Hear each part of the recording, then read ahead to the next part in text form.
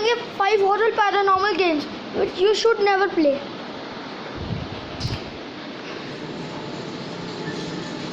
हम आपके लिए स्पेशल एपिसोड्स लाते जा रहे हैं और हमने सोचा कि हम आपके लिए भी मैं आपके लिए अच्छे अच्छे एपिसोड्स लाऊं, आपको इंजॉय करवाऊं, मैं आपको हॉरर स्टोरीज भी सुनाऊं। तो ये सब देख सकते हैं दोस्तों, जब भी हम कोई हॉरर फिल्म देखते हैं तो अक्सर वहाँ पात्रों को कुछ ऐसी प्रक्रिया करते हुए दिखाई जाती है जिसकी मदद से वो आत्माओं से संपर्क बना पाते हैं। इन सीन्स को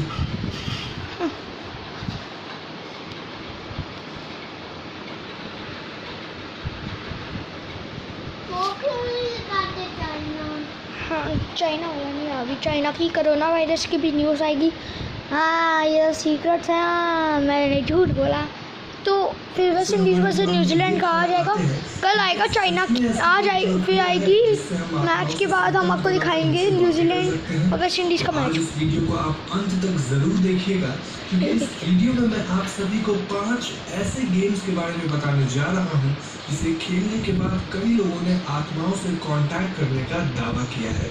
ध्यान रहे दोस्तों कि मैंने इन गेम्स को ना तो ट्राई किया है, न ही मैं आपको सलाह दूंगा कि आप ट्राई करो, बल्कि ये वीडियो सिर्फ और सिर्फ आप तक जानकारी पहुंचाने के मकसद से बनाई गई है।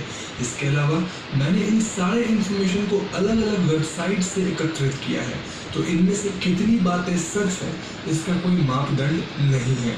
वीडियो शुरू करने से पहले मैं शाउट आउट देना चाहूंगा तुषार त्रिवेदी को, जो हमारे लास्ट वीडियो कॉन्टेस्ट के विनर थे। So now with that said let's roll the intro.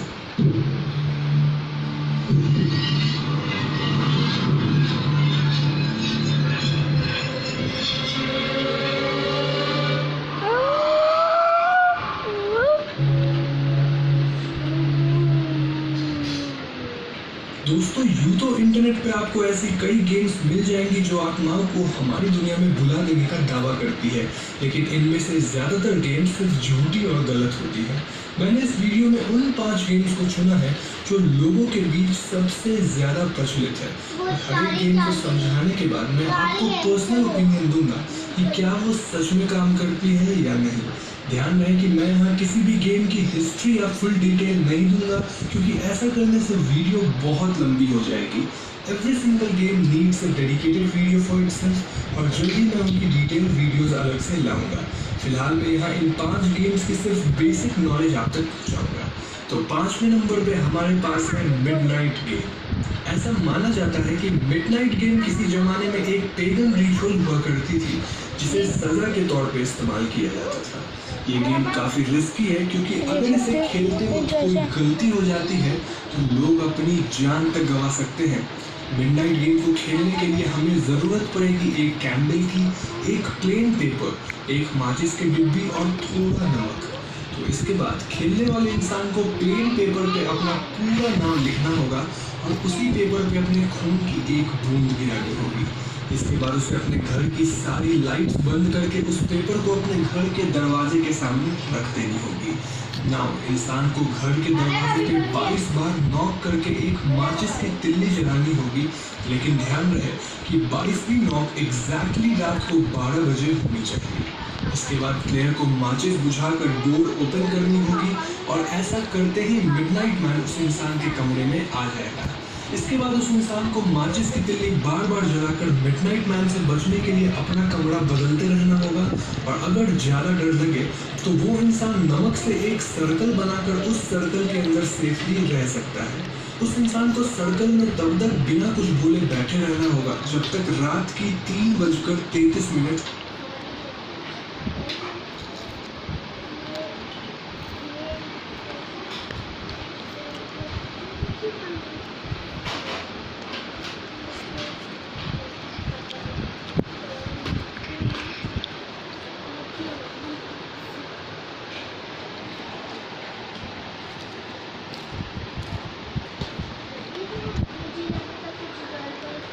इंसान इस सर्कल से बाहर आएगा या फिर वो किसी तरह की आवाजें निकालेगा तो मिडनाइट मैन उस इंसान को उसकी ग्रेटेस्ट फियर्स के ड्रीम्स में कैद कर देगा, जिससे इंसान मेंटली अनस्टेबल हो सकता है।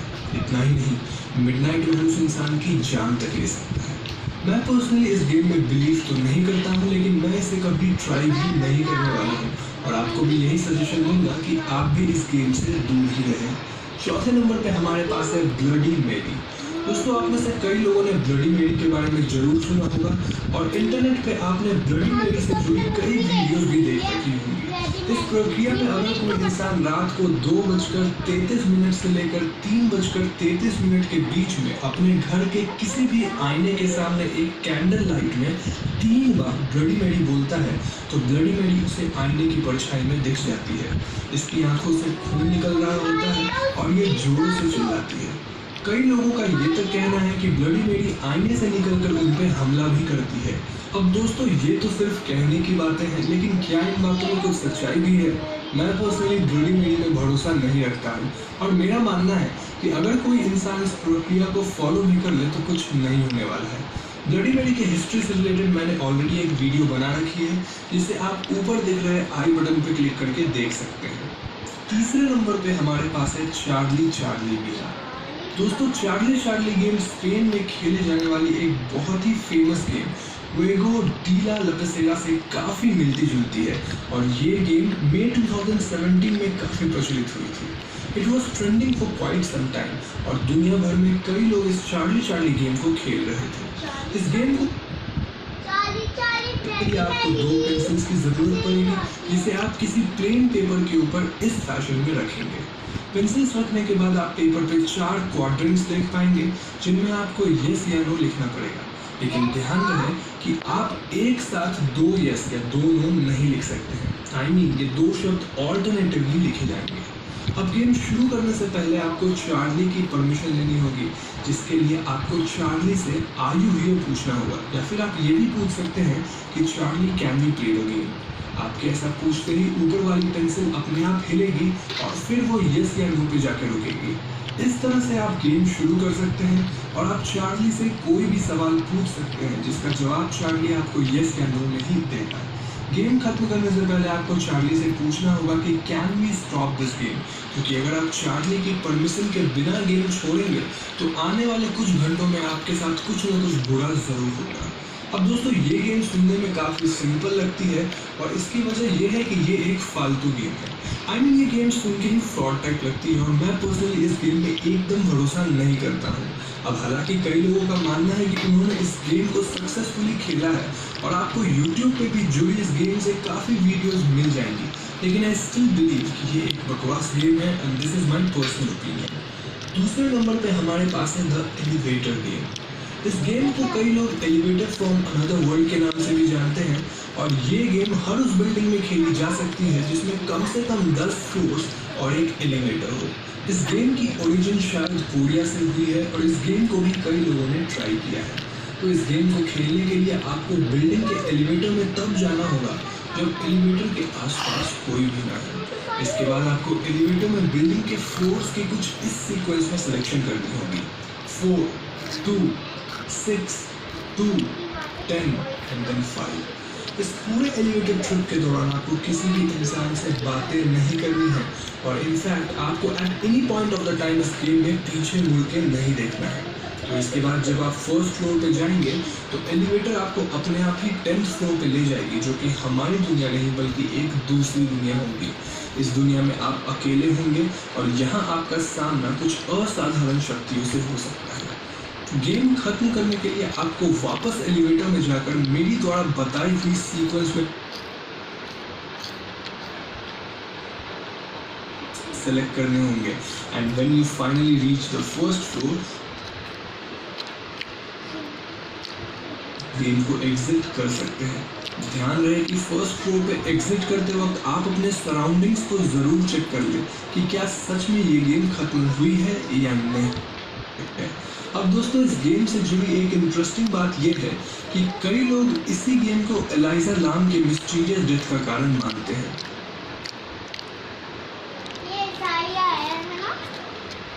इसकी मौत हुई थी, पानी की टंकी में इसकी लाशें मिली। एलाइजा लाम बारे में नहीं पता, मैं शॉर्ट में बता दूं कि 19 फरवरी 2013 को लॉस एंजलिस के होटल में एलाइजा लाम की नेकेड डेड बॉडी मिली थी, जो कि इसी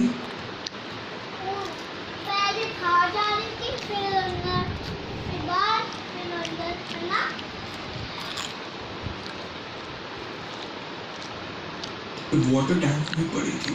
डेथ के कुछ दिन पहले से ही एलाइजा मिसिंग थी और उस होटल के सिक्योरिटी कैमरा फुटेजेस चेक करने पे हमें एलाइजा की एक अजीब सी फुटेज मिलती है जिसमें वो एलिवेटर के अंदर से बार बार अंदर बाहर कर रही थी और वो किसी अदृश्य वस्तु या इंसान से कम्युनिकेट भी कर रही थी। उसके हाव भाव थोड़े अजीब थे और यही वजह है कि कई लोग मानते हैं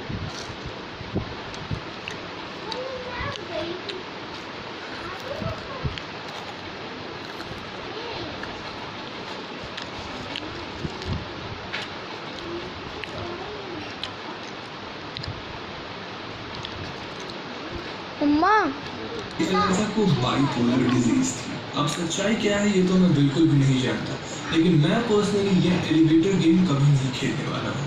जहाँ तक सवाल है कि क्या मैं इस गेम में भरोसा रखता हूँ, तो मेरा जवाब अगेन एक वीक नो होगा, क्योंकि मैंने कई ऐसी वीडियोस देखी है जिनमें लोगों ने ये गेम खेल रखा है और उनके साथ कुछ भी बुरा नहीं हुआ है।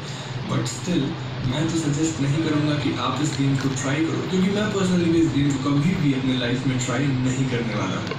नाउ फाइनली पहले नंबर पे हमारे पास है ouija बोर्ड गेम। दोस्तों ये game one of the most famous paranormal game है और इस गेम पे तो स्पेसिफिकली मूवीज भी बन चुकी है। इस बोर्ड गेम की मदद से इंसान किसी भी मृत इंसान की आत्मा को बुलाकर उनसे बातें कर सकता है। इस गेम को खेलने के लिए कम से कम 2 लोग चाहिए और उन दोनों को एक अंधेरी और शांत जगह ढूंढनी होगी। इस जगह पे दोनों एक कैंडल जलाएंगे और वो लोग ouija board ये वेरोनिका वाली मूवी में भी आई थी मम्मा ये मूवी। प्लेयर्स प्लान शीट का इस्तेमाल करते हुए कुछ इंचांटमेंट्स करेंगे। वेरोनिका भी यही गेम खेल रही थी। और वो स्पिरिट इस प्लान शीट को अलग-अलग लेटर्स पे मूव करके कम्युनिकेट करेगी। इस गेम के दौरान आप स्पिरिट से मनचाही क्वेश्चंस पूछ सकते हैं और स्पिरिट्स प्लान शीट को अपने आप हिलाकर आपके सारे सवालों की जवाब देगी। गेम खत्म करने के लिए ask the spirit to end the game और आप उस स्पिरिट के गुड बाय कहने तक का वेट कीजिए। मोस्टली इस गेम में अच्छे स्पिरिट्स ही हमसे कम्युनिकेट करती है, लेकिन कई बार हमने मूवीज में ऐसा देखा है कि कुछ बुरी स्पिरिट्स भी इस गेम के जरिए हमारी दुनिया में आकर हम पे हमला कर देती है। वेरोनिका फिल्म में ऐसा ही कुछ हुआ था और वो फिल्म एक सच्ची घटना पे आधारित है। इनफैक्ट द एग्जॉर्सिस्ट फिल्म भी एक सच्ची घटना पे ही आधारित है और उसमें भी ouija बोर्ड का इस्तेमाल किया गया था। मैं पर्सनली ouija बोर्ड के गेम्स को